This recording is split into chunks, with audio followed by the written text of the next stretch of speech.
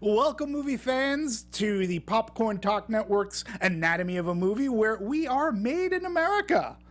And tonight, we are going to be talking about American Made, so stay tuned. Welcome to Popcorn Talk, featuring movie discussion, news, and interviews. Popcorn Talk. We talk movies. And now, here's Popcorn Talk's Anatomy of a Movie. Why, hello, movie fans. How are you? This is Demetri at DMovies1701. You can support me on Twitter. And yes, as we opened up, we're going to be talking American Made, along with my Made in America co-host, Marisa Serafini. Actually, it was not Made in America, but hello, everyone. Oh, well, yes. Get into the spirit of I'm things. back. Yeah, no, I know. And she wanted to open up with I was like, the song. I literally, as the intro is rolling, I was like, we should have played America from West Side Story. Yeah. Because I think that would have applied very well to this absolutely. one. It just came to me. It just cracked me up. Shoot, It came out of nowhere. missed opportunity. Maybe we can end on that song. No, it's not in the movie. We can't. We're not talking West Side Doesn't Story. matter. Yeah, it matters. It matters, damn it. So, folks, yes, we are talking about Tom Cruise's latest opus. His pairing again with director Doug Liman after Edge of Tomorrow. Great film. And I got to say that these two seem to work very well. They're simpatico, is a good way to put it. So as we start off every segment of Anatomy of a Movie, we always talk opinion. And again, folks, we are very spoiler rich. So spoiler alert, if you're watching along, please feel free to comment. We'll try our best to maybe even shout you out. And so watch along with us, and hopefully you feel the same way. Or if there's something you want to bring up and talk about American Made, we would love to try to broach your subject. So why don't we start off with opinion? Marisa, This wasn't a bad film. I overall enjoyed it. It got repetitive at a lot of moments because I can't count how many times he was flying back and forth and how many different aviation vehicles he had to fly, which is pretty cool. And it's always nice to see Tom Cruise doing his thing. And I felt it was very like, oh man, this is just an older version of Maverick, in a way. But I enjoyed it because everyone loved Maverick, and we know Tom Cruise has that charisma and personality to like be a likable guy who could pull something off such as this. And I thought it was actually very believable, knowing that's based on a true story, based on a real person. That I appreciated that. I'm not, admittedly, I wasn't really alive in the 80s, so I'm not fully aware of all the life events that he was actually tied to. Like, I know what they are, but I didn't realize, like, how deep his involvement is with everything, and I thought that was actually a pretty interesting aspect of these stories and historical events that happen in the country that I didn't know of. Sure. Yeah, I mean, for based on a true story movie, to me, this is where the truth, to me, was far crazier than the movie's fiction. And Tom Cruise, as you said, is back. He's back in the pilot seat. Not necessarily for me, it wasn't necessarily as Maverick, but as a mule. He was a drug mule. He was a mule for the U.S. government. He was a mule for the cartels, and he was a mule for the Contras. He was a transportation. He was a mule, and it embellishes certain plot points, as so often these movies do. We talked a lot about these movies, right, and how they'll change various certain things, and we're going to get into truth versus fiction, but. I think it really captured the socio-political mayhem of the 80s. And I thought that the screenwriter, Gary Spinelli, he brought this Sunset Boulevard narrative approach, and it worked well, I think, in this vehicle. And director Doug Liman showcases all of the bedlam going on, but yet he has the task of showcasing bedlam, but he kept the movie grounded, where you can believe, you're able to believe this is actually what's going on. Right. And I really like that. And Tom Cruise, I thought this was one of his best performances in years, maybe since Edge of Tomorrow. Far better than The Mummy. Far better than The Mummy. As you brought up before I said that we started, before. and then again, we've talked about this gentleman many a times. Hall Gleason. Yet another fresh performance from this guy. And, you know, he's the CIA operative. He's like the car salesman with a don't F with me attitude. And he's able to make being drafted into indentured servitude as if it was a choice, not a command. I mean, his charisma matched Tom Cruise. And that's hard to do when you're going up against Tom Cruise. Sarah Wright as Barry's wife. She plays her part with a veiled ignorance, and I thought she was really good. We'll go into more of her. Thoughts about that. You know, she's along for the trip, and she stands by her man, whether on the ground or in 0G. We'll talk about that. Yeah. And, you know, listen, to me, don't let American Maid's entertaining romp fool you. I really was very surprised as to these events that are detailed in the movie. I did grow up in the 80s. I know of the Iran-Contra affair and Oliver North, but I didn't know this part of the story. Exactly. And this part of the story it's a linchpin. It started it all. This one man started it all. That, to me, I found to be, when I walked out, I was like, okay, I learned something, and holy cow, who knew this one guy? So he was a catalyst for it. He was a catalyst is a great word. You know, so Barry Seal, but the other thing we'll talk about too is Barry Seal, he was not only American made, he was American played. And we'll talk about, you know, how they talk about the movie and about Barry Seal. Was he really a willing participant? Or was he sort of kind of, you got no choice, boy. You're going to do this. In the movie or in real life? Right. So why don't we start talking a little bit about the production, because it is I found it to be a very fascinating road to the silver screen. Yeah, I mean, it's based on the real Barry Seal, who I had no idea who he is and his involvement.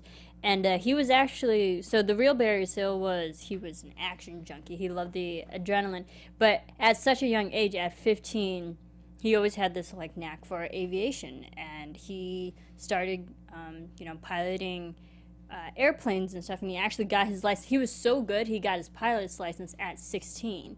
And then there was actually a moment where his teacher let him fly a plane all by himself just within like 90 minutes. He was that good. Yeah. He was like That's so naturally gifted when it came to flying. And, he just grew up flying all these, bus transportation vehicles in the sky, and he eventually landed. He was the youngest TWA pilot. Yeah. He was that good. Yeah, which is crazy. And so apparently a lot of this began in 2012. So correct me if I'm wrong, my math, 5 years? Right, 2017, right? Yeah, 5 years. Okay. Didn't even need my hands to do You're that. You're asking an art major to do math. Not a good idea. So the writer Gary Spinelli was talking to producer Doug Davidson at Quadrant Pictures. And he was doing a pitch meeting. And nothing was really sticking, according to Doug Davidson. And just as Spinelli was leaving, he mentioned one concept that he'd been trying to parse out. And apparently Spinelli was very influenced by the movie Argo. And another based on a true story CIA event. Really good movie. Good plane scene during that movie as well. Great plane scene, yep. And he was like, wow, what if I could do an Argo-esque kind of a story that nobody knows, but equally as entertaining and thrilling. And he had come across Barry Seal, and that was pretty much it. Doug Davidson said, wow, that sounds like a great story. Let's start working on that. And so that was the genesis of this. Argo was the inspiration for this movie, which I think is pretty cool. So a writer was using his experience and love of movies to come up with something else. So Spinelli was fascinated by the fact that Seal's life in the late 70s and early to mid 80s, he got away with illegal exploits for like years. Like years when you think about it. He's just warming up, living the high hog. another movie, which I don't think you'll be surprised that was an inspiration to Spinelli, when you think about he's been getting away with these illegal activities, is Goodfellas. And he was on the hunt to find a version that, when he found American Made, he thought that that was a little hidden piece of history, and true. I mean, such a hidden piece of history. You know, again, growing up during that time, Marisa, I paid attention to the news, but I was paying more attention to movies. But you knew what was going on with Iran-Contra, and I knew the surrounding players, but I never once can recall ever hearing about Barry Seal. So this was a hidden piece of fascinating history. So, you know, he got into how intricately Seal was involved in the government, double dealings with Colombians, and the cartels, and he had an inordinate role in a scandal that shadowed Ronald Reagan's 8 years in office. One man. That to me, listen, if you're a history buff, you may already know that, but if you're not a history buff, this is a really cool movie because it's entertaining, but you realize, holy crap, all this happened because of this?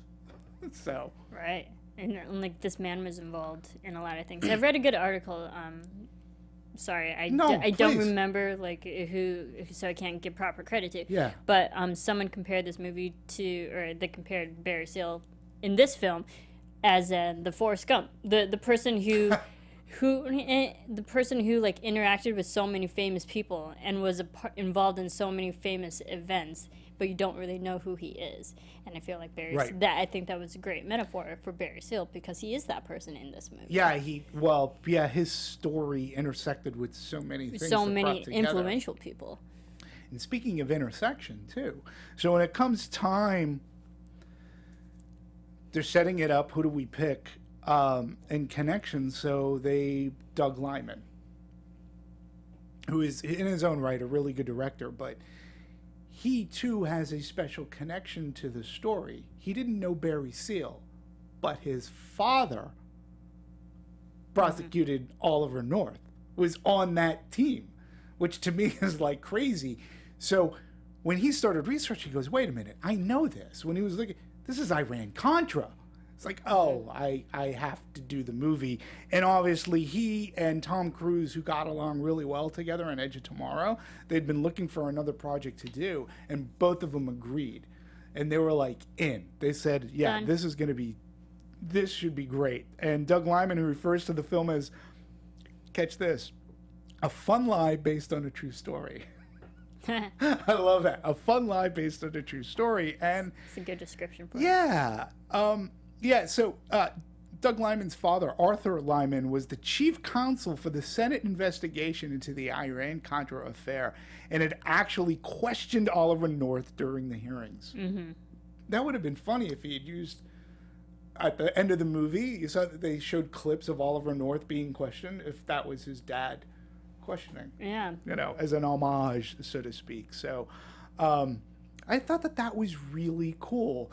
And they got involved, and they sort of kind of changed the script around, where they made it, instead of it looking more like a documentary, they made it look more like a movie.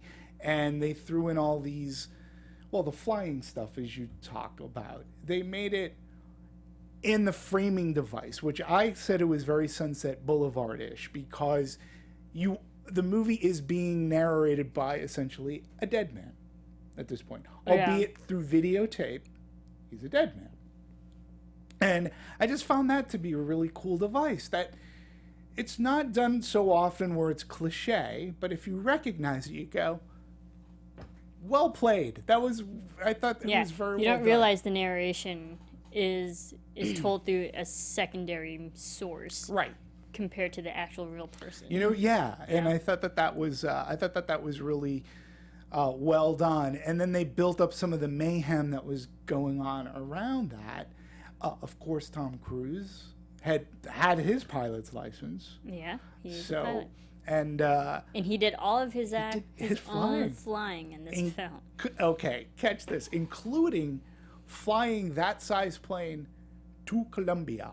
Oh, we have some people who are commenting. You don't have your laptop today. And my glasses aren't that good. We will get to you, I promise, because I just Jonas love Tiger the fact. says it's nice to have 2 Tom Cruise movies in 1 year. It's a very rare thing. Well, yeah, he works a lot, you know. I mean, he'll take some time off. He has like the one big movie every year. Right. And that's about it. So, yeah. It's, you know, it's good to see Tom Cruise. And we'll talk about his performance, so stick around. But I want to talk a little bit about his flying, because apparently they really didn't give a timeline. It takes, from where he was flying from, it takes about 10 hours to fly to Colombia, okay? And this guy, Barry Sears, was doing it with no fuel stops. Tom Cruise took the same routes. And Doug Liman said, no, I flew Delta. He's like, Yeah, like, nope. no, you have at it, Tom. And Like, Tom good for is you. like being the crazy method actor he would be, like he would take those exact same routes on how Yeah. Barry Seal actually did, going Yeah. around all the necessary places and ports and checkpoints. And let's touch a little bit upon his performance, because when he was in the air, I got the sense that he was actually having fun. I got the sense he was actually flying. Right? Yeah, Well, I was got like, that yep. too. But I had a sense that he was like having a good time. You know, and that to me, we talk about this all the time. Like, you can sense when people are enjoying what they're doing. Sometimes it can hinder a movie because they're having so much fun that they forget to make a good movie. But when they make a good movie, that really comes through. And I really did get the sense that from a collaborative effort, that everybody was enjoying to be on set. They enjoyed showing up to work. They enjoyed playing their part. So much so that, did you know that Spinelli and Cruz, Spinelli, Yep. Cruz, and Lyman, Spinelli lives. They were roommates Yeah. for a short minute. So Hot Spinelli man, shared a watching. house with them while the production was on location in Georgia. Spinelli drew up like a chore chart, because I believe it was his house, that he said, come on over, Good. and here's a chore chart to You may handle be Tom housekeeping. Cruise, but you still had to do your part. Yeah, I just for think him, shoot. I think that's great. And when you talk about camaraderie, that's when you can tell too, where all the pieces of that puzzle are coming together. And I think creatively, it comes out and it shows. So, yeah, I can't read anything else sticking around. Well, thanks. So Jonas, obviously you are a Tom Cruise fan. If you look forward to 2 movies of his a year, so what did you think of The Mummy, though? Right? Because this is definitely, to me, this shows, American Made shows that Tom Cruise is an actor. He can act, and it wasn't his typical cocky kind of. It wasn't just all charm and charisma in Mission Impossible Ethan Hunt. Right. I felt that this was more of, yeah, he was a risk taker, but I believed him in this. I believed that he could get the job done. And one of my favorite scenes is when he's at the cartel and he's doing the math calculations about taking off, and he's checking out the plane, and there's that the big guy in the plane. overweight man. And he's like, what the hell is he doing here? Oh, he's security. He goes, I either fly him or I fly the drugs. Which one is it? And Yeah, you I like see it. Or what? the product. That was a good scene, right? That was a great moment. And it's believable because Tom Cruise, too, is able to pull that off. I feel so bad for the guy. I mean, when he was just like walking away, I'm like, aw. But I did like that because I think that was like a big key moment that showed like just who they're now dealing with, that he is serious. He'll do the work, Yeah. but he has to set his own terms and standards. Yeah, and, you know, he goes on, Cruise himself says, I don't make a movie just to make a movie. What interests me is the passion of cinema and storytelling, and that's when it gets exciting. And it's not just a job. And for him to have so many years at this and doing this, and he's crossed paths with Scorsese, Paul Newman, who got him into driving. He's worked with Tony Scott. He's worked with he's worked with Steven Spielberg. You know, he's had this amazing career. He's had some major hits. He's had some misses. But Mano Manischewitz, the longevity this guy has had is quite a testament. And people, I think, still like him. Like Jason Segel. Well, not the biggest Cruise fan. Jonas Tiger. Tiger, I apologize. I'm having a hard time seeing. There's a glare. It's okay. Cruise fan, but I do look forward to his movies. And I think that's of a lot of people. I think a lot of people enjoy his presence on screen, particularly if he's a Jack Reacher, or if he's Ethan Hunt, or if he's Barry. Like, I think people enjoy, like, what are your thoughts on his performance in this movie? I thought Tom was great. Like I said earlier, I felt like this was he did a very believable portrayal of this guy who is put in all these situations, but still being the gringo that delivers. Right. But watching it, there were moments where I was like, Tom Cruise is just having fun. Like, there was really no creative or, it was really, there was like no restrictions or limitations on him as a person.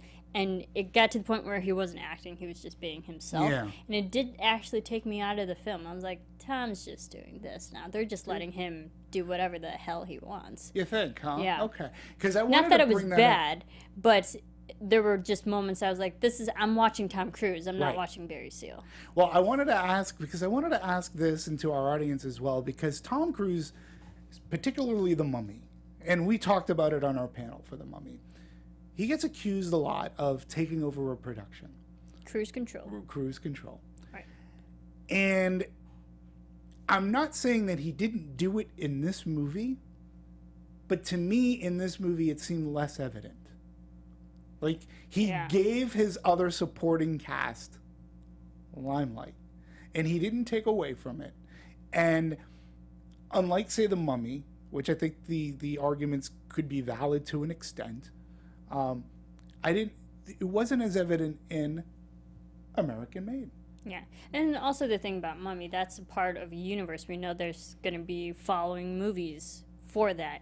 And it's also based on, like, a story. It's an adaptation, which has been translated in so many different ways and shown in so many different times, that has more creative liberties to that type of thing. So you can understand why Tom Cruise would be more creative and change a lot of things for The Mummy. Absolutely. Compared to this, when it's just about a person and real life events that that happened not that long ago. No. In America's eyes, like, there are things that you're going to have to be historically accurate. Sure. And you can't do those creative liberties. Yeah, they changed some aspects of this film, but they didn't change the outcome of what happened. And you can't. And we're going to talk about one of those characters that was made up for this movie. But before we get into his role, let's talk a little bit about Sarah. Sarah Wright, who is Lucy Seal, the wife. Yeah. Now, when she was hired, Sarah, it was told that it was said that she's completely inhabited the role. She was funny, warm, genuine, and she got along together with Tom Cruise very well. Doug Liman was instantly impressed by her spirit, and I get that. Here is my thing, and I'm not disparaging her. For some reason, throughout the entire movie, I could not get Alice Eve out of my head. Alice Eve from, like, Star Trek Into Darkness. They look, to me anyways, they looked extremely similar. I don't know, Anthony. Anthony's on the boards. I don't know if you can find a picture of Alice Eve, but I couldn't get her out of my head. Okay. And I'm like, did you try to get Alice Eve and you couldn't do it? So here's where we go with. Or is that Alice Eve? No, it's not Alice Eve, because it wasn't until after I was paying attention to the credits. I thought Sarah did a good job, and she has to be Barry's wife. So she can't, if you don't have a good actress, that actress just, like, gets shrouded under the personality that is Barry. I thought she did an okay job in standing up to him, particularly when they made that move. But again, I just couldn't get Alice Eve out of my head. What did you think of Sarah? I mean, I liked Sarah, right? I think she was good. I liked the fact that she was the loyal wife and who was put in all these situations. But I was also very bothered just by this portrayal of this relationship.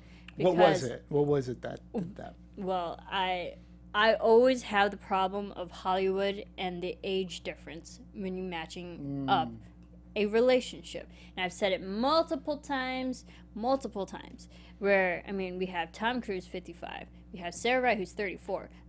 there's a 20-year age difference. It's visibly obvious I will give you that. the movie. And I'm like, oh, great. Sarah, she's great. She's a good actress. She was very strong. I like the role. I like the person that she played. There's nothing wrong with Sarah. It's just the fact of what is happening is that it's another age difference of pairing. It's like you couldn't find another strong actor or another strong actress to pair against Tom Cruise who might be more believable as a wife who's going through this. Yeah, I mean, I get your Why point. the 20-year difference again? Again, with my only thing to that would be the character of Barry Seal would seem to go for a younger woman. Like I'm not, and we're gonna go into the fact and fiction of this. That's the only thing that I can. That's the only rationale that I can have because I do agree with you. It was visible.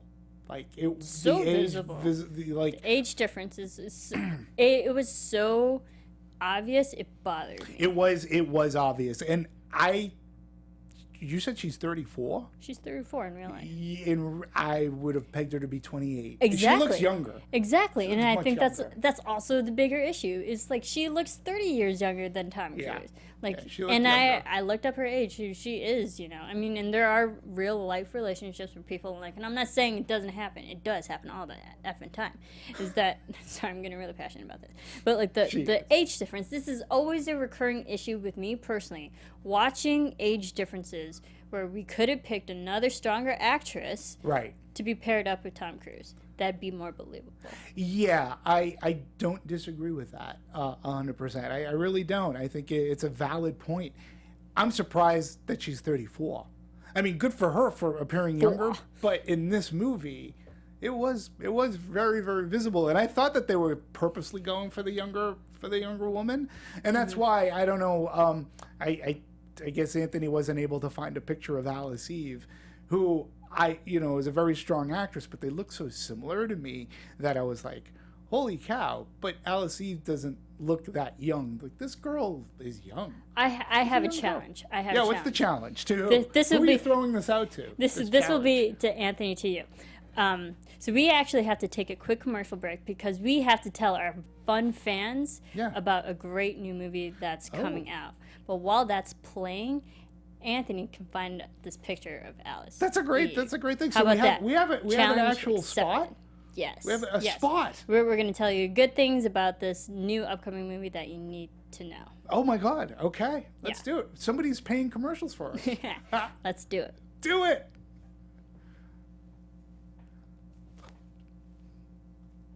That's a great picture. I can't hear anything. Are we on?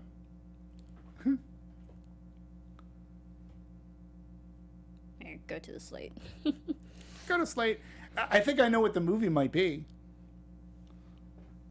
Yes. Are we talking about Marshall? Marshall. Yes. Yeah, we just talked to Chadwick Boseman.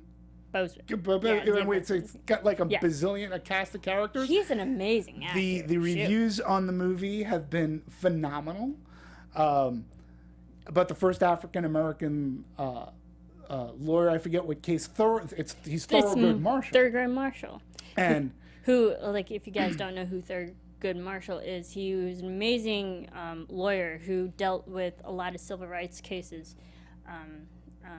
Like from the 60s to the 80s, he was very prevalent in the lawyers, and they called him Mr. Civil Rights because he worked on like 30 plus cases that helped deal with civil rights movements and helped progress America forward. And folks, catch this cast. I mean, you guys are movie fans, so tell me if any of these names sound familiar to you. Maybe you've seen them. We said Chadwick Boseman. We said Josh Gad. Have you ever heard of him before? He's amazing. How about Kate Hudson? Do you like her? Yeah. Sterling Kane Brown. Dan Stevens. You ever hear of him? How about James Cromwell? You ever heard of that guy how have before? you not seen this movie already? It sounds so good. So this has an amazing cast, and what is being said about it is that it could potentially be the first movie of 2017 that will actually have you stand up and cheer. I mean, look, I've said this many times before, folks.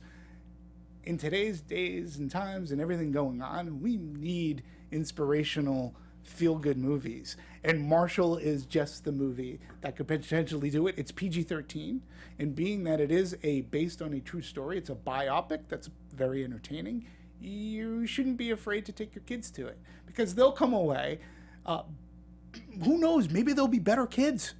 and I would hope so. And maybe they'll have an appreciation for these kind of movies too. And I just think that we need movies to cheer for.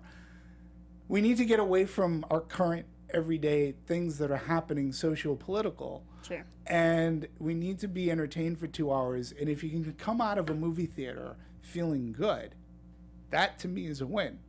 It's a win-win. So go see Marshall, folks. And you'll love it. You'll have a good time. And then, you're going to talk to us about it. I mean, the trailer looks fantastic. I can't wait to see it. Maybe we'll, hopefully we can talk about it on Anatomy of a Movie. Maybe we'll talk so about go it. check out Marshall. I'm excited for And in the meantime, I did see, Anthony, you had an amazing picture up of Alice Eve. Yeah. Now, can you see what I'm I can saying? see How it. she sort of looks? For She's a those who very are tuning beautiful into woman. iTunes, check out our YouTube. We have a picture pulled up for her. Yeah, They do look she's alike. a very beautiful woman. She played Dr. Carol Marcus in Into Darkness. So she's a really good actress, but I don't want to take away from Sarah. But your points are extremely fair points, I think, all across the board. I felt similar. She's really young. I didn't think she was 34. I thought she was Yeah. 20.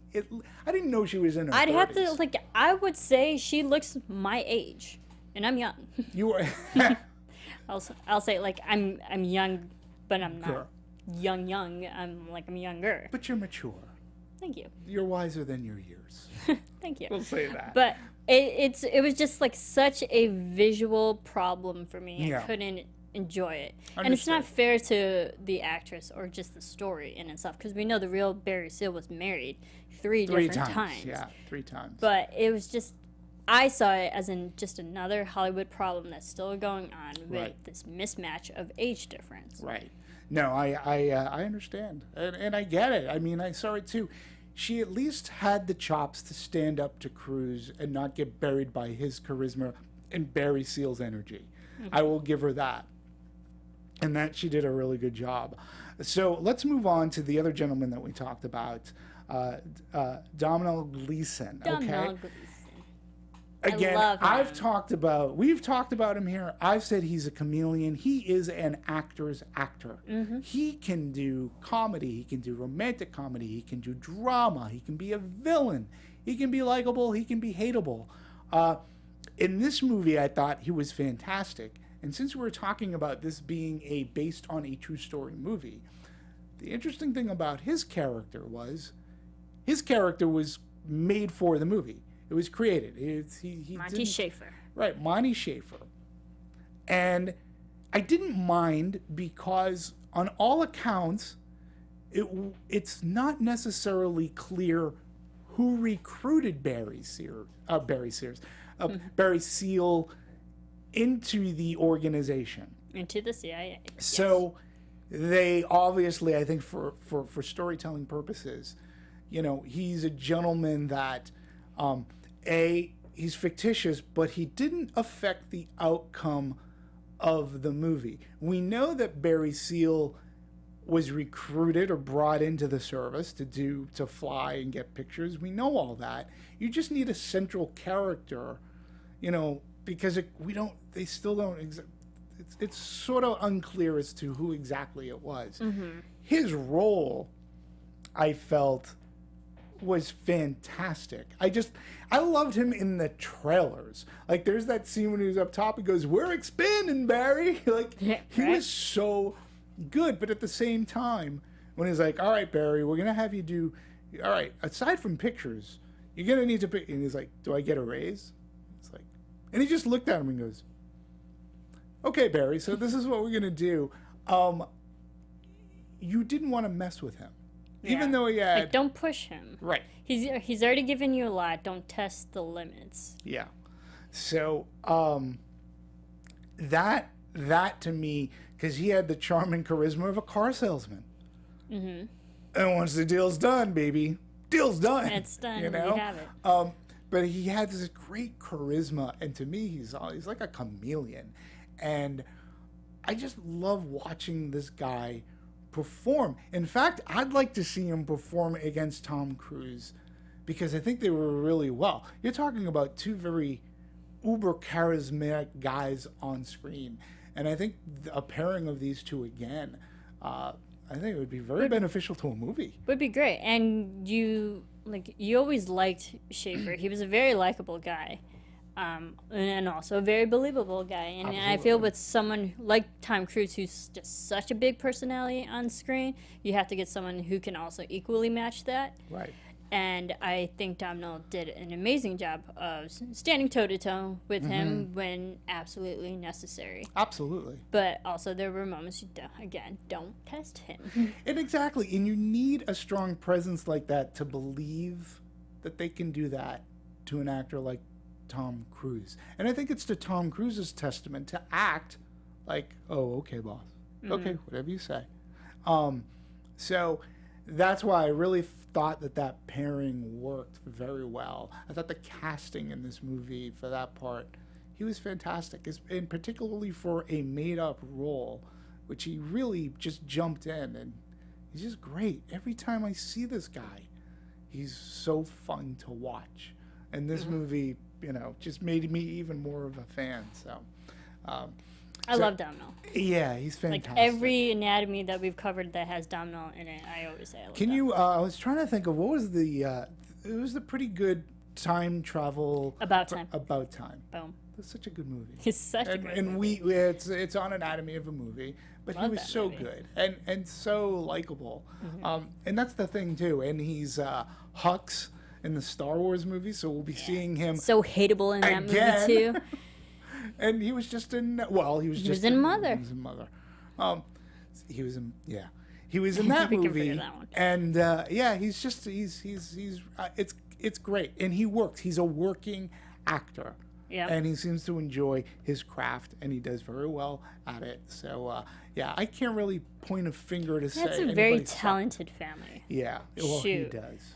I mean, he has a does. talented father, and his brother is also an actor. That's just like a talented family.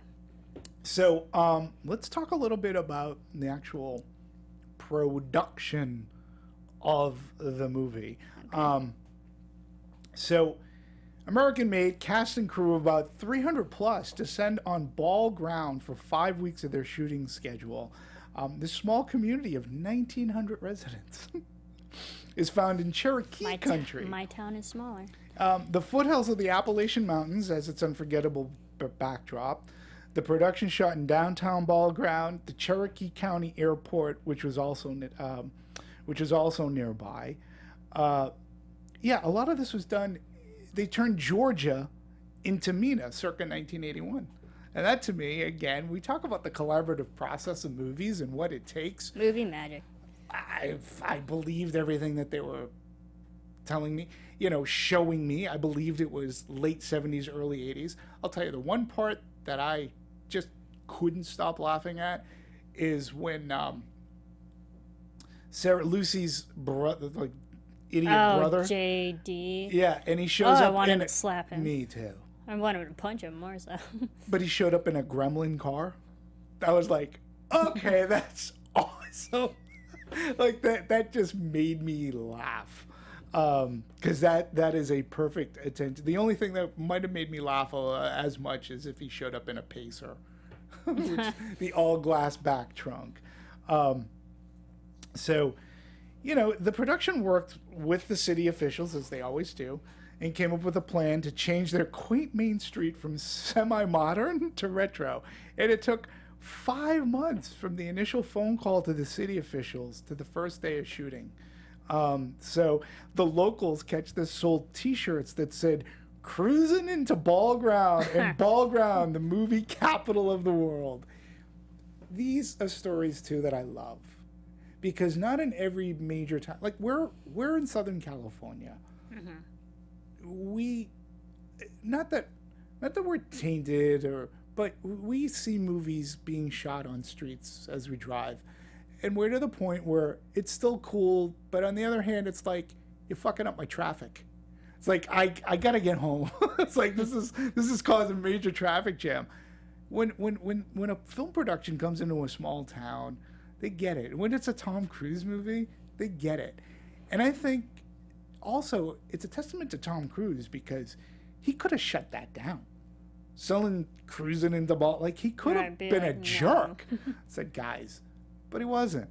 I really like that town really got behind this. And that's a nice human interest story that you don't always hear about, you know? Yeah.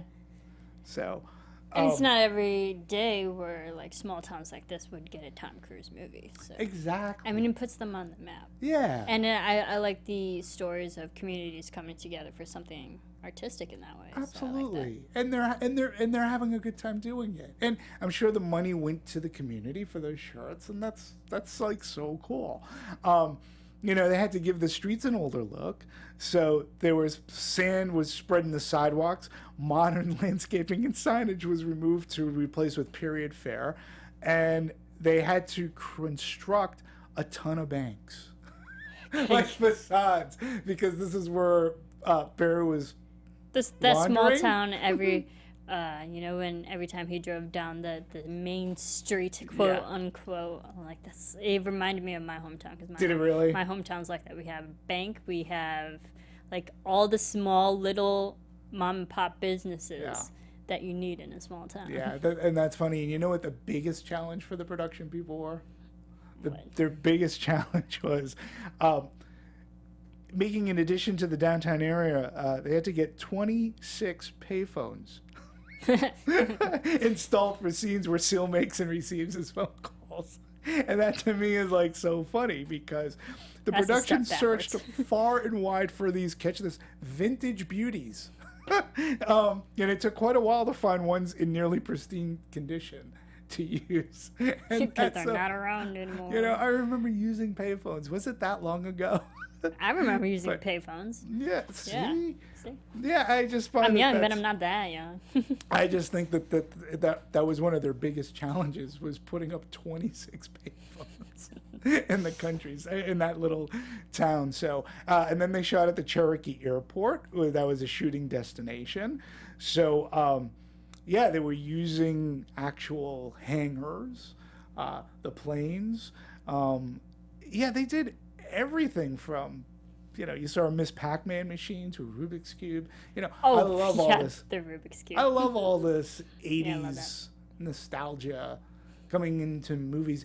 You know, it was done in It. I know you didn't see It, but we talked about that because the first part of that movie takes place in the 80s. So the Cherokee Airport, too, also doubled for the Las Brasiles Airport Tarmac in Managua, Nicaragua.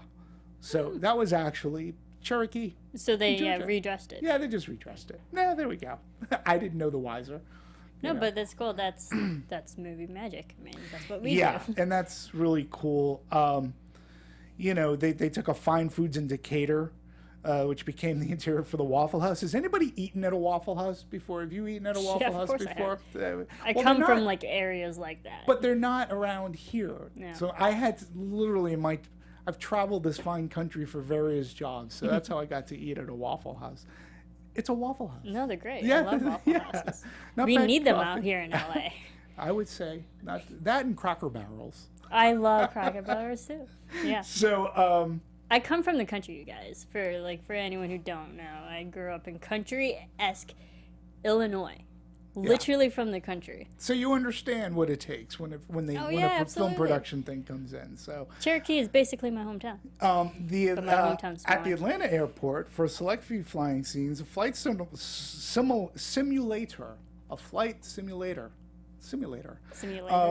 at the Delta Flight Museum was used. And it's the only simulator open to the public in the U.S. And many pilots head from flying in these simulators to piloting.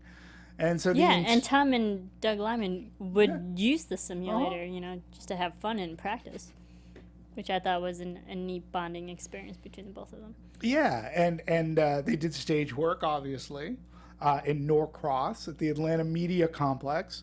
Some renovated Seal Home interior scenes, including a Christmas morning scene with the family.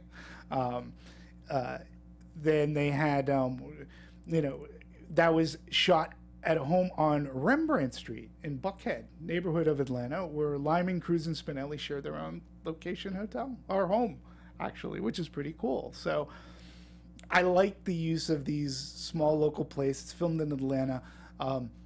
A lot of things are filming in Atlanta because of the taxes. Yeah. Yeah, which, it makes sense. Great for them. Of course. And if, we're talking Hollywood magic. You redress it. I didn't even know that they were using that for Nicaragua. So I think that's pretty cool. Let's see. I love waffles with whipped cream and strawberry jam. Is that from Waffle House? Yes, Waffle House. That's great. He's our biggest fan online with us right now. Agreed. Yeah, I like anything. I'm hungry for IHOP, but I know, I want completely waffles. digress. Yeah, so now catch this. Now, in this little suburb of Atlanta, Mr. Gleason himself would venture in. He went to the vintage shops there, and that's where he found his blue blazer. The blue blazer that he wears in the movie.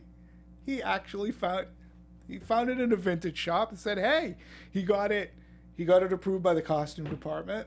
There you go. It works. He gave to the community. He did. You got to respect that. Yeah, he did. So I love that. So trying to think where else we can talk about. We should talk a little bit too about the automobiles and planes. Well, we talked about the Gremlin. But I want to talk about some of the aircraft.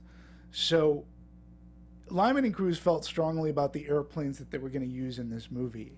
Being that Tom did all his flying in the movie, he even flew one of the airplanes to Colombia himself. And they're not big. The ones that he was flying, they're not big commercial planes. They're not meant for grand flying. And yet this kind of flying, that's a 10-hour flight in a teeny little plane. And Barry himself actually brought extra fuel and would fuel mid-air. And it said right here, Tom made some fuel stops. But Lyman, just like I said earlier, he just took Delta. 10 hours, that's a long... That think is a about long the time in the cockpit. air. Yeah. In that... That's like going to Europe and then some. I have a hard time driving to Vegas. And that's a 4-hour drive. Yeah. So Frederic North, he was the aerial coordinator. He's been in more than 100 films. And he says, this is a relatively new experience. He had the lead actor who had the skill set to actually fly. And Tom was well aware that Barry flew low. And he was ready to accept that challenge because there were many times, right? Whether you're it's less, it takes less fuel to fly low for a long. You can be in the air longer. And I really enjoyed that scene where they were out flying the actual government. Yeah, and they would slow down, right? But I want to talk about one flying scene that didn't happen. That actually was a scene for me while entertaining. It's sort of like, I was like, okay, I don't think that really happened. Maybe in the 80s they could have gotten away with it, but I'm talking about the airplane landing crash scene, where he lands his small scene in a neighborhood. In a residential area.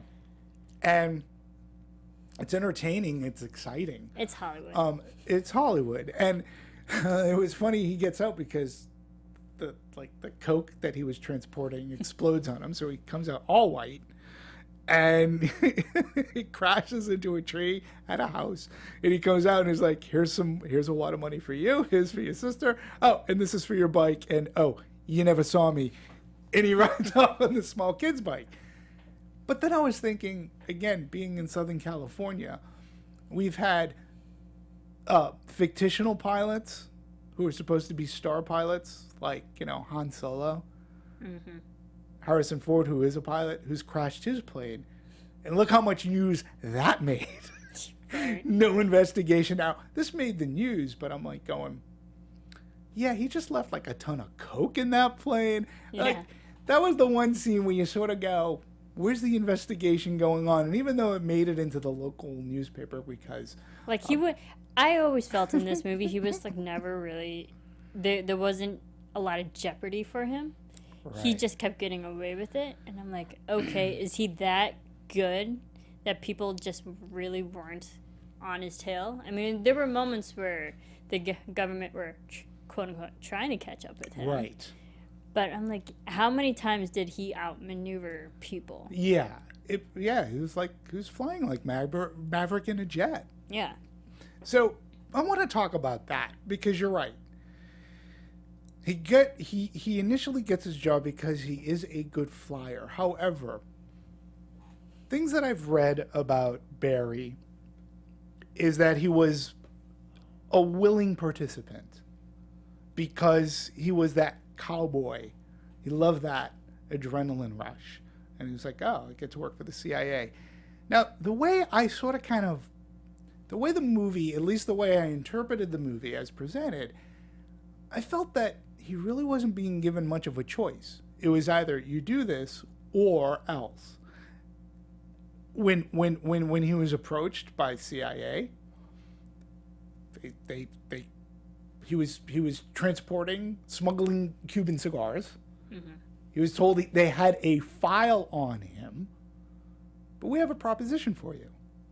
So I'm like, well, geez, that doesn't sound like that's a willing okay. That's like, do this. Or It was more like blackmail. sort of, right? I mean, did you look at that any other way? At first, I thought it was more like blackmail. You're just like, you have to do this because we have dirt on you. Right. But then when they were rewarding him with money and planes and an airway, I'm like, what are the stakes against him now? Right. If they keep giving him stuff. And then I was thinking, yeah, they give him the airstrip. Yeah. They gave him all the land, which they were going to use, and that they sort of kind of knew they were going to use. Then he gets involved with the cartels, and he basically, the way it's portrayed in the movie, correct me if I'm wrong, the way I saw it was he got caught. They caught him taking pictures. They said, you're Barry Seal, you're the guy that takes all the pictures of our territory. And he's like, what? He goes, yeah, well, we have a proposition for you. Mm-hmm. We need to get our drugs from point A to point B. How do you say no to Pablo Escobar? Especially after they know you're flying and taking pictures of their land and territory. It's like you traffic our drugs or you die. Right. So, again, willing participant or sort of kind of... I mean, they're like, I can understand why you're saying that, but there were literally in those moments where, like, you do this for us, we're still going to reward you. They're like, we're going to give you buku's amount of cash for every kilo that you transfer. And that's why I'm like, okay, it's more just a deal with personal benefits. Yeah, and therefore kind of took away the jeopardy of it. Yeah, until towards the end. Until the end. But again, it's like, you either will do this for us, you'll be paid handsomely for it, or we kill you. Like, right. I mean, but throughout the movie, I was never actually worried about him, like worried about his well-being, because he was so rich. He was doing so well in everything he's doing. His family, he was happy. You know, I never really felt scared for his life until probably the last 20 minutes. Yeah, and you know, they say as far as his riches go, nobody exactly knew. It could have been $50 million to over $1 billion at any given time of how much money. There was a montage where he was saying, he was like, I made $8 million doing this, I made $2-something million doing this, I made millions. He made millions. Yeah, he ran out of space in his backyard. Hey, to bury, why are you to digging bury it? the money. That's what bank accounts are for. So that's what private accounts in the Cayman Islands are for. Yeah, and I was just thinking, like, okay, so Pablo Escobar, the cartel, was asking him to do this, but he never told the government what he was doing. So I mean, talk about the biggest double dipper. Mm-hmm. You know, he didn't tell Monty, going, hey, Monty, I have this issue here. Like, I couldn't say no. He was kind of like a double agent. Sort of. You know, and then and then it was like, well, you're going to pick up some Contras. oh, and we're borrowing some of your airfield here because we're going to train these people. He's like, is that legal? He's like, do you have a problem with that? He's like, no, boss, whatever you say. Because I'm not going to tip the apple cart. It'd be like pot calling the kettle black when he's doing illegal things at the same time. The way that I sort of saw the movie is that the government sort of kind of knew. I mean, when he got arrested, they bailed him out. They bailed him out. Right. And it was like, oh, well, and again, it was, well, Barry, you can spend the rest of your life here in this rundown jail in Colombia, or you can do this. You can still work for us. I'll do that. Well, of course he would do that. Yeah. But that's also because he was just so good, they needed him. He was very good. Despite what he was doing, he was he was extremely good. Yep. So I just found that it's very interesting because in reading press notes and everything, they made it appear as if he was really a willing participant. Like, oh, yeah, absolutely. Like, they just asked him and he just said yes. Mm-hmm. Where I just felt that the movie gave us sort of something a little bit different. That, yeah, he did it willingly, but there was a price. Like, if you don't do it, you're going to jail for smuggling Cuban cigars. If you don't do it, you're going to prison. Or you die. Right. Like, from the government, it was like, you do this for us, you're going to prison. Right. For the cartels, it's like, you do this for us or we'll kill you. Right. You know? So, yeah, that's, I guess, what I was getting at. So I'm glad I wasn't the only one. Obviously, he was an active participant. He was thrilled to death. Because either way, he benefited in both ways. All of the money. Because CIA was giving him all the necessary things to pull it off, such as runways and the planes. They were giving him the materials to do it, and then the cartels were giving him the money to keep doing it. Right. Absolutely. So he was benefiting from everybody. Wait a minute. I'm just trying to read some of the comments. You grew up on a Boston Critic? Someone's calling me out for being a Boston Celtics fan. Hey now. I will talk to you about Boston Celtics on Twitter, not on this show. That's really funny. That's really funny. But that's funny that they How pay come attention. an Illinois lady is growing up and cheering on the Boston Celtics? It's a long story, but I digress. I actually think it's funny that you're paying attention. Thank you. Yes, thank you. So let's talk a little bit about some of the camera work. Cesar Charlones was the DP on this, right? And he made his movie magic using an Alexa XT and Alexa M cameras. And to him, the Alexa M had a tiny camera body and is tethered to the hardware of the gear by a 40-foot cable. And that allowed for the camera to have freedom of movement as in a documentary style that Lyman preferred for the tone of the story. And I totally got that style, but yet I never looked at the movie as a documentary. Does that make sense? At first, because of the beginning of the movie, how they set it up, you're watching Cruz, you're watching Barry tell us a story via VHS tapes. Right. So you actually naturally get a film-style narrative. Right. But then as we actually watch him go about his day-to-day life, it becomes more of just a movie narrative. Right. Compared to a documentary-style narrative. I thought it was a good style that Lyman worked with, because he's a it took me a while to get over the shaky camera. Did it? Yeah, it did. Huh. I mean, it didn't, I don't know, it didn't bother me. There were some parts that it was very jarring. Yeah. You've mentioned that on other movies. Yeah, I was like, too. this is not the first time I'm talking about that. So, but I want to talk too, because the DP, he could see his frame by wearing something called Zeiss Cinemizer old glasses that showed what the camera is seeing. So he was able to, because he couldn't be with the camera. Talk about modern technology. Isn't that cool? That is. So then during post-production, then the colorist had his job. They had to give a distinct look and feel to the different years the film covers, from Barry in the beginning of his journey through his fully evolved life as a criminal and the flying sequences and such. And so I just really thought that all of this is, like, again, modern technology to make a movie look older. Yeah. Which is great. And I think Hollywood has come so far with their technology to be able to pull that off. Yeah, I know I said that, like, of Ouija Origin of Evil, where they actually put in real change dots on the digital film. But it doesn't take you out of a movie like this because you still feel that you're in the late 70s, early 80s. And I also think Not that flashy, the right? color, Oh my the God, color yeah. scheme of this movie definitely felt like the 70s and 80s during that time. It was very warm, warmish color tints, especially when we were down in quote unquote Colombia. Right. And then when we were back in the hometown, like there was an 80s style feel to Right. the movie that you can see in other actual 80s films. Absolutely. And So it they got looks- the look right. The aesthetics of it definitely said 80s. Right, and the other cool thing about this movie is that it did travel a little bit. It was filmed here primarily in the States, but they did some of the elements they did film in Colombia in August of 2015, and they had to shoot all over the country on very remote airstrips. Colombia doubled for where the drug cartel's airstrips were. It had such an amazing, varied terrain. Events happened everywhere from Panama, Nicaragua to Costa Rica. We ended up traveling all around Colombia in an armada of small airplanes.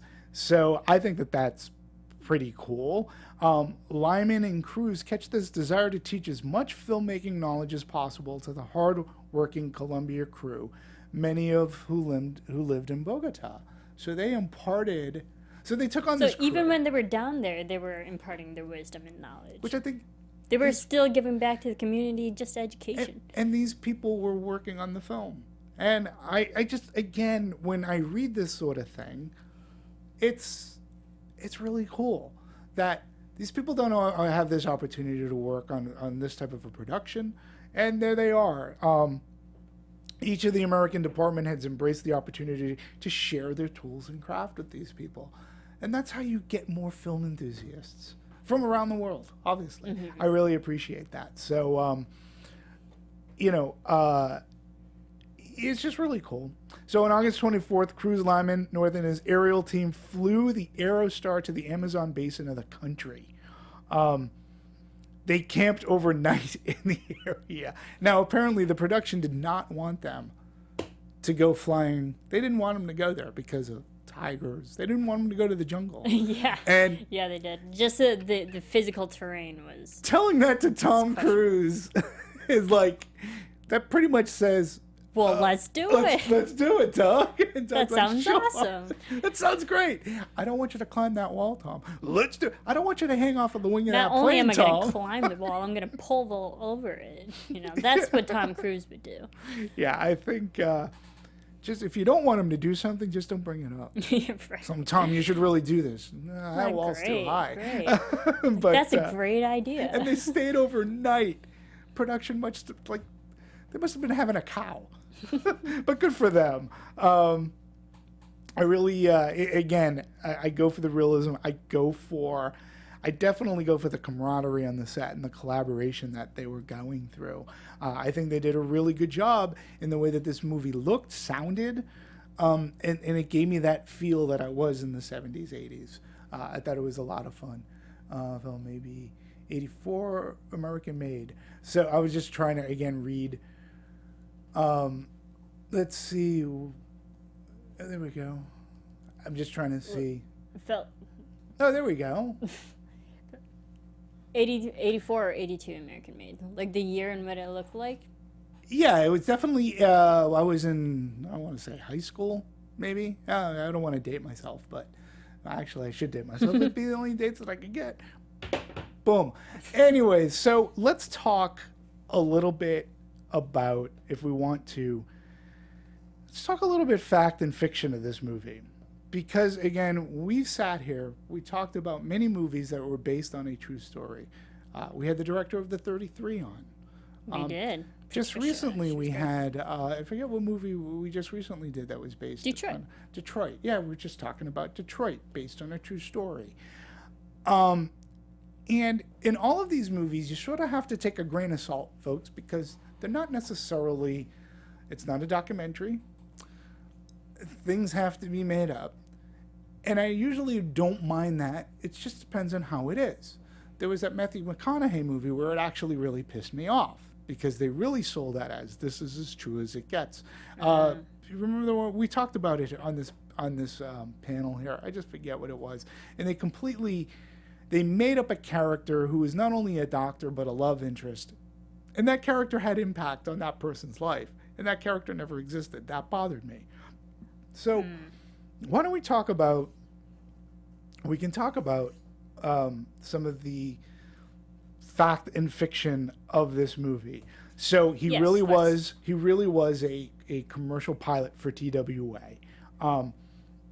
And he didn't leave as much as he actually was fired. Dallas Buyers Club. Yes, thank you. Dallas Buyers Club. Thank you very much. I have it queued up here on my IMDb, Dallas Buyers Club. Yeah. I was like, I know which one. It's not Mud. Thank you. It's Dallas Buyers Club. Yeah, and we did talk about Dunkirk, and that was another true story that happened. Done a lot of Nolan. We do. life We try to cover movies. it all. So, was he recruited while he worked for for TWA? Yep, pretty much. He was recruited, but he was. Go ahead. Yeah. Please. Also, that there's been a lot of stories out there saying that because it is kind of historically inaccurate, because Barry Seal was actually 10 years younger than what Tom Cruise is portraying him. So all this happened to a younger version, a younger person. Yeah, and all I can say is, and by the way, I have all our links, all our information is online, so you can download it yourself, and you can see our thoughts, our opinions, and our links. We include our links, and there's a great link that I'm using called historyversehollywood.com. There you go. And that's where we have this, and it has a lot of that stuff. But here's my point to that. If you look at the real Barry Seal compared to Tom Cruise, and you're a movie executive, you go with Tom Cruise. Yeah, I was like, Tom Cruise is better.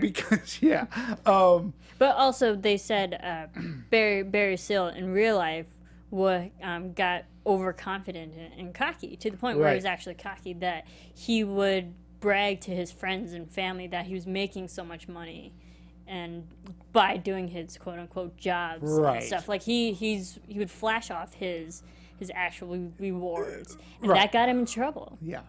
Like he audibly made it public of what he was doing. And that's gonna catch up with you. So another interesting fact about Barry Seal is that he actually met Lee Harvey Oswald. And an interesting fact we learned while researching the true story was that while training for the Civil Air Patrol in Baton Rouge, Barry Seal met President John F. Kennedy's assassin. That's crazy. So we talked about Barry's marriage, and he was in fact married 3 times. Now, I understand sticking to one. That doesn't bother me. I mean, it's for clarity. It's for not making this movie more confusing or adding more characters. What are your thoughts? I mean, I can understand that, but I honestly, I wasn't bothered by it because there were just so many people who were in Barry's life that helped him do whatever he needed to do in his job. Yeah, he's gonna have some run-ins with the law, but I think Lee Harvey Oswald, it's not really he's not the main story. Right, and to me, not having 3 wives makes it a shorter, more efficient movie, but it doesn't affect the outcome of the story. Yeah, it's like they didn't change. They changed things that happened in between, or exactly how one came to be, but the outcomes were still the same. Yeah, and it's just because it said that Barry didn't deal directly with Pablo Escobar. Okay, I understand it. I get it. In this movie, they were friends. But it makes it more interesting. I mean, I would rather see Barry with Pablo Escobar. It makes more cinematic storytelling sense. And again, it doesn't affect the outcome other than Barry dealing with a lackey that says he works for Pablo Escobar. What fun is that, really? Right, and it kind of just shows on a more human level of how rooted he was with people. The fact that he was personal friends with someone has a deeper emotional impact when something actually happens afterwards in the house. Yeah. And it has a bigger aftermath when it's someone more personal. I mean, he brought his wife down. Exactly. To a party he had and a bullfight. He had his wife throughout the entire movie, and then when they were seizing everything, it was more emotional and more realistic. Absolutely. Of someone else going through this. This is what you're losing. When he screwed over the cartels, he lost personal friends. Mm-hmm. You know, there was a bigger personal stake. Yeah, absolutely. In all of this. Yeah, I agree. And it's one of those things that doesn't affect the outcome. And he's not having a conversation with fictional people who affect his life, in a sense. So, just like he actually, in real life, had 5 kids instead of 3. Yeah, Who from cares? 3 different marriages. Yeah. But the kids... Whatever. Do you remember anything that the kids said? No, I didn't remember that brother, though. Yeah, freaking JD. Yeah. But again, there's like, not to sound terrible, but like the people, like the sons or like the kids and whatnot, like they literally added nothing to the story. No. So it's okay if there could have been 10 of them. They didn't do anything. No. You know, so No, they just that would have been loud. is actually very forgivable. So, something else that was interesting, the movie was originally titled Mena, at the town. So it refers to the small town in Arkansas that Barry Seal moved his operation under the nose of then Governor Bill Clinton. So the movie's title was changed to put less emphasis on the Arkansas connection, including possibility that Bill was aware of what's going on. I actually think American Made is a much better title. Oh yeah, Right? totally. Because it shows this wasn't Mina. Just was like, Right. what the hell is Mina? You know, Right. no one is gonna know what Mina is. But when you put American on it, you know, it's a broader term that it's like, oh, something's happening in the country. Right. Compared to what's happening in a small town. Exactly. The other thing that I know is bummed to find out that this really didn't happen, but the zero gravity love scene didn't really happen. It was just filmed for the movie. It was filmed for artistic pleasure. So here's the thing. So the scene was actually inspired by something that happened while Doug Liman and Tom Cruise were training for the movie.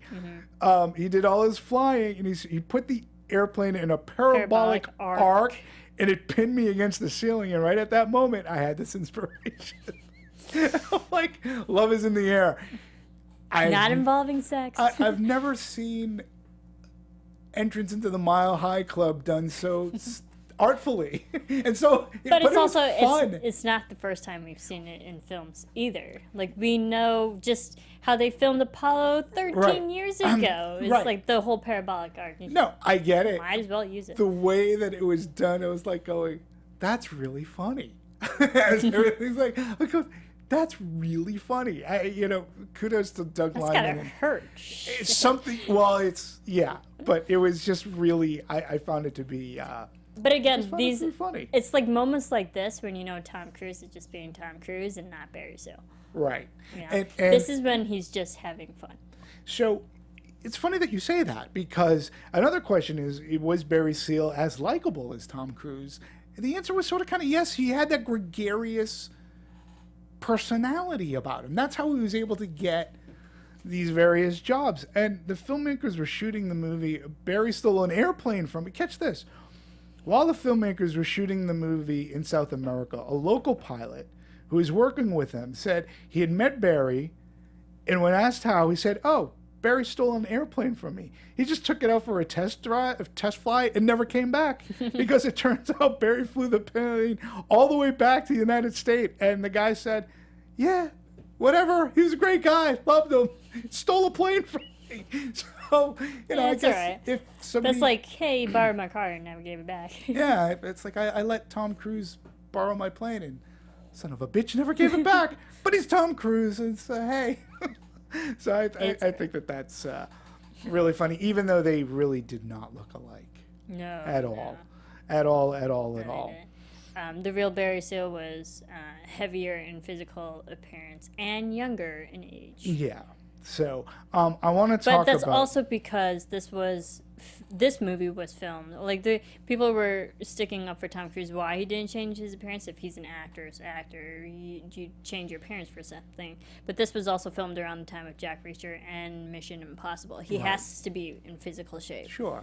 Yeah, I get it. And if you look at the real Barry Seal, you go, okay, yeah, this is I'll go with Tom Cruise. Now, it's interesting because I did bring up at then Governor Bill Clinton of Arkansas, and he had more. His name was mentioned in the movie, and again, I found to be a very funny scene when he was brought in governor. to court, and he's out on the bench, and he's like, "Guys, you ever driven a Cadillac before? It's in the trailer. It's in the trailer." It is. And I thought that was a real funny scene. He goes, "Well, because I'm going to walk out of here." And so then we're in the office of, chief of police, and it's Governor Clinton's on the line. Wait, okay, click.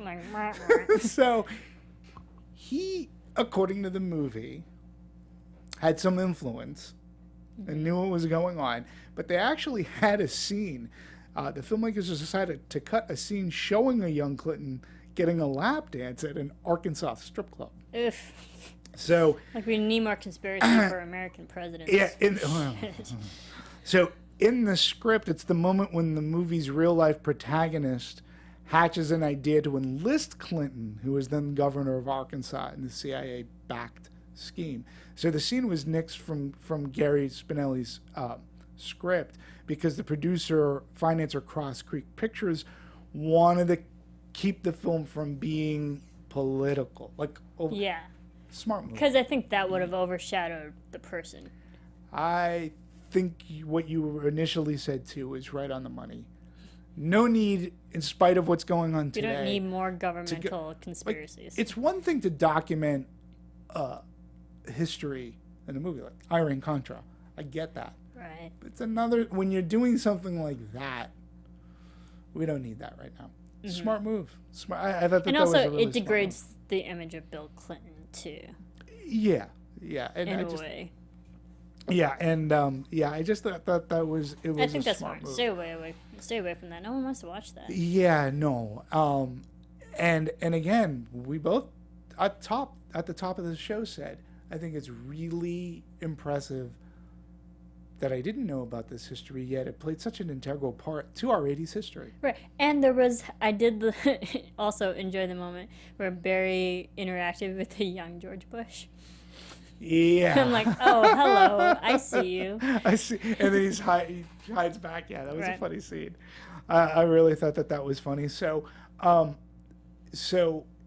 the other thing that was interesting to me in this movie is, Barry, it ended up being one of his final things, he needs to take pictures for the government. Mm-hmm.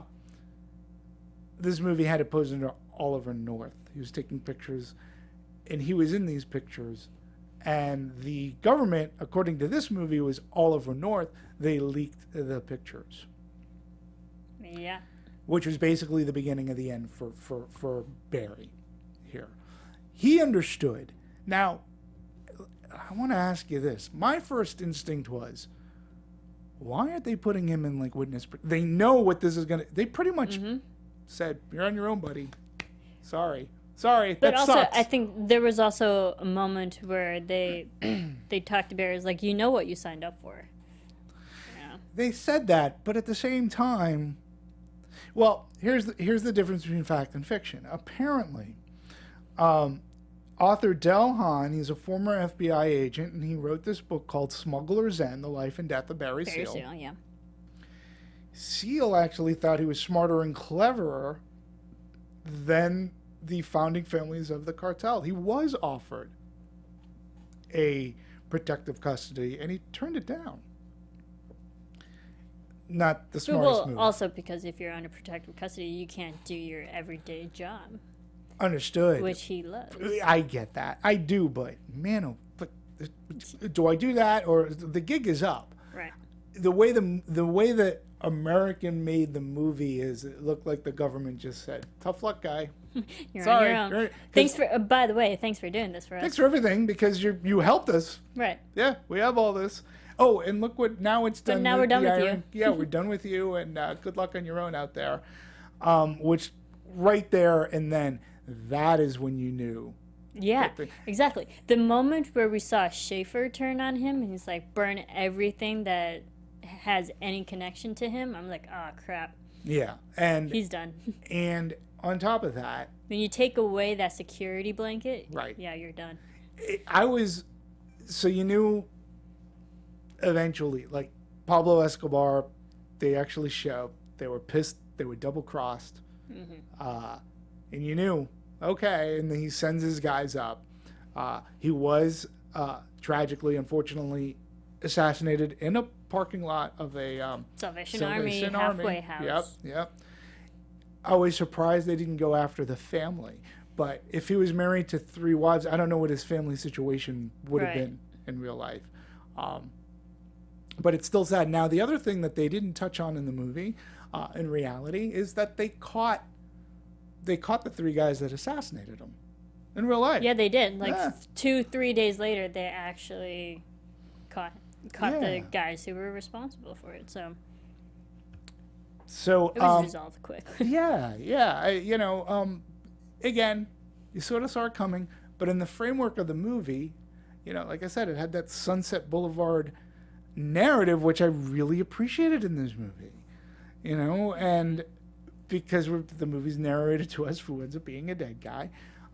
Thus ends the story of Barry Seal, but it was entertaining, it was historical. I found it to be, like I said, a very solid movie, particularly coming at the time of year that it came in. It just felt like an end of a summer movie.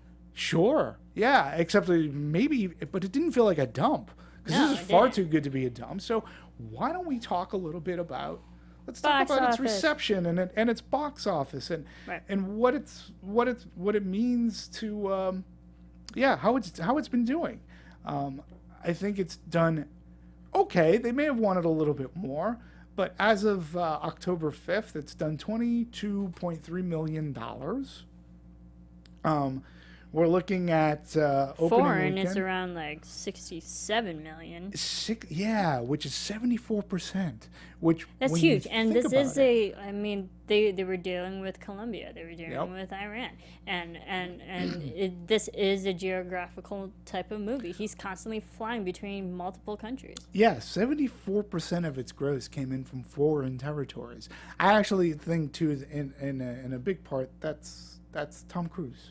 That's what he has a big international pull as well. Because when you even look at the grosses of The Mummy, huge overseas, huge. I mean, because here its opening weekend it did 16.7 million. It came in at number 3. 3,000 locations, not too shabby. $50 million budget, a production budget, which you know what? That movie looked great for $50 million. Yeah. Like compared to some blockbusters, $50 million is relatively cheap in the hands of, especially like when you look at their last pairing, which is Edge of Tomorrow, right? Even when you look at The Mummy, $50 million. This movie looked great. And those were high production value. That took a lot more visual effects for those movies. True. And this one, I feel like I feel like a lot of the money went into the actual production, like the planes that they needed to acquire for this. But there was only maybe a fleet of planes, and that's it. Yeah, and it looked high production. And they redressed a lot of things, so, I mean, great for them. They really put their money into very creative things. And I think part of that, too, is because when you think Tom Cruise, you don't necessarily think independent movie, right? You think high production. You think production value. This movie had production value. It looked great. It looked really good. The way in which it was edited and the way it moved, it looked really good. So then we go Rotten Tomatoes. Its reception amongst critics is 87%. 87. Which I think is far better than The Mummy. Yeah. I mean, that's fairly high. That's really good. That's like a B+. Higher. It's 80%. And it gets a B+ in cinema score. So this is one of the rare occasions where critics and audiences are sort of kind of on the same page, right? 87 is a B+. Right. And B+ to me is a fair grade, I think, if I'm going... I think so. If I'm going by a letter Admittedly, grade. there was a moment while I was watching this film, I was like, wow, this is a long film. Yeah, and it's not necessarily 2 hours. Yeah. It felt like a long film because so much was happening. Yeah, a lot happens in this movie. And so I think the marketing on it, too, I thought the marketing was really good. on this movie. I saw the trailer probably, I kid you not, 20 times. I saw it a lot. I get it. I'm But going to see it. they did the song in the trailer. I don't know who it is, but it worked really well for the trailer and the marketing of this movie. And the way that they did it too is because your favorite line in the movie in the trailer, they stop it as "shoot the gringos," Shoot the gringos. and it still frames and it goes to Tom Cruise going, "It gets crazier from here." Like, it does. We're like, wow. what else could happen? Yeah. They did, Universal did a really good job, I felt, in marketing this movie. So I look forward to Doug Liman and Tom Cruise's next collaboration, which I believe is the sequel to Edge of Tomorrow. So I look forward to that. I think that those are two And that Tom work Cruise is together. also working on Maverick. Yep. There's a sequel to Top Yeah, I Gun, forget who's so. directing that one, but he works well with Tom's Lyman. busy. Yeah. Well, Unfortunately, we that can't sounds get a good. sequel to this one because Barry Seal's dead. So Yeah. Yes, he is. But I do like when he works with Doug Liman. I like it when he works with Steven Spielberg. I would Right? easily take an Edge of Tomorrow sequel. Me too. Not that we need it, but I would watch it. Oh, yeah, absolutely. I thought the first one was so underappreciated in the year that So it came good. out. It's So such a good. good movie. So good. And we also So talked good. to Christoph Beck Yeah, oh, yeah. the during music. that Yeah, Anatomy, Yeah. who also did the music for this. So Yeah. so even Christoph and Doug Liman have a working relationship. Absolutely. And they work really well. And you can tell when they have that communication going. They don't have to explain things. They just know what's needed. And the Yeah. music in this movie was pretty good, too. From score to various 80s. You got the feel of this movie. You got the history of the movie. They didn't overuse video clip footage. Like when they went to like Oliver North. They didn't overuse that, which I found to be pretty good. Because sometimes when they heavily See, rely on that, it And takes away that's sometimes. what like Detroit did a lot. Sometimes, Like yeah. the beginning, middle, and end was all like, let's go to the real footage of the actual event. Yeah. And they played it out for like Yeah. a solid 5 minutes every single time. Yeah. And I mean, they used it as a transitional point, but not as a Yeah. storytelling point. Yeah, no, I liked its use here. I think, again, top marks too for its production value and how it was put together. Everybody, I think, really did a good job. I think there's a rewatchability factor to this I film. think so too. I think, yeah, absolutely, and I think it'll still be as fun. Will I own it? I don't know, but I would definitely rewatch it again. I would have like if a friend said, "Hey, I hadn't seen this and I've seen everything else, I'd go see watch this again." It's a fun movie. So, well, I think I think it's time to wrap up.